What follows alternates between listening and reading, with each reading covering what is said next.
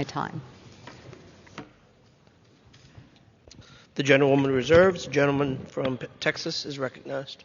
Thank you, Mr. Speaker. I thank the gentlelady from Pennsylvania for yielding the customary 30 minutes, and I yield myself such time as I may consume. Without objection. Mr. Speaker, today's rule provides for consideration of three bills: H.R. 7309, the Workforce, Innovation, and Opportunity Act; H.R. 6531, the Targeting Resources to Communities in Need Act; and S. 2938, to name a post office after Joseph Woodrow Hatchett. The latter two bills failed on suspension last week, and so now must be considered under a rule. We were also expecting to consider H.R. 7688, the Consumer Fuel Price Gouging Amendment Act, but after hour and hour and hour of debate in the Rules Committee debating this bill, the Democrats had to pull it for lack of support within their own party. Perhaps they realized that, in fact, there is no evidence of price gouging. In fact, this point was made by the Secretary of Energy, Secretary Granholm, in a recent Energy and Commerce Committee hearing, where she said, quoting here, I'm not sure anyone is saying there is wholesale gouging," close quote. You know what? We could focus instead on increasing domestic production rather than blaming an industry that's already been suffering supply and demand difficulties that are significantly influenced by global factors and government regulation. The Workforce Innovation Opportunity Act reauthorizes programs from a 2014 bill of the same name, but makes no needed reforms to workforce development programs. Instead, it increases government control, it does add onerous requirements to program administration, and decreases flexibility and the ability to actually achieve results. And what are the results that we want? Pulling people out of poverty and enhancing the labor market. First, the bill authorizes $78 billion over 6 years. It does this without making workforce development programs more efficient, without making them tailored to the actual job market, and this funding will further exacerbate what is now becoming increasingly evident as an inflationary crisis. The bill expands the size of state and local workforce boards, making room for organized labor. It also introduces federal definitions of job quality, a determination that actually should be made by employers. How is a federal agency in Washington, D.C. best equipped to determine the job quality for someone in Crum, Texas, a town of around 4,000 people back in my district in North Texas? This bill also requires burdensome equity reports.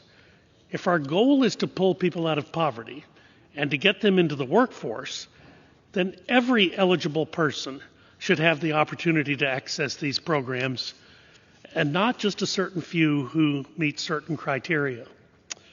Finally, this bill maintains the current Job Corps system without adapting to the changing needs of eligible youth and continues the inflexibility of the current apprenticeship system.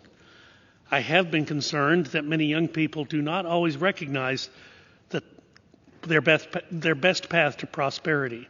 For example, many students are conditioned to believe that they can only get a good job by attending a 4-year university.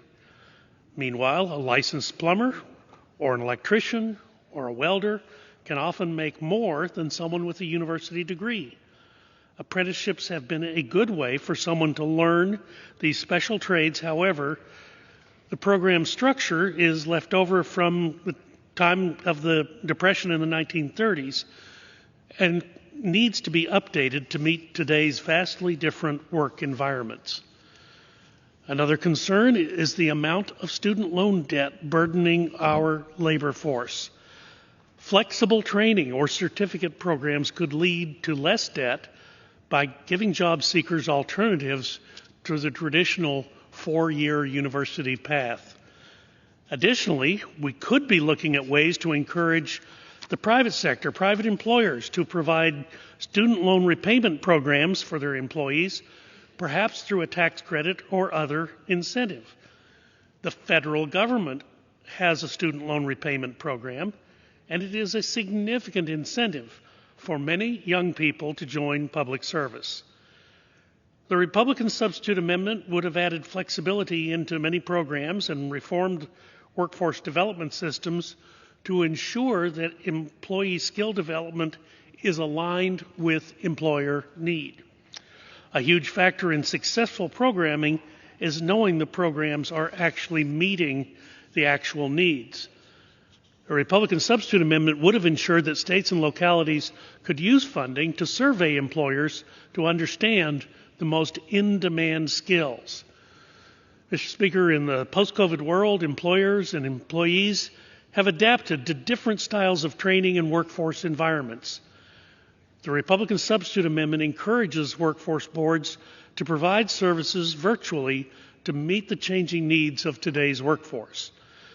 We could be inserting additional flexibility into these programs rather than simply maintaining the status quo, a status quo that was developed many, many decades ago.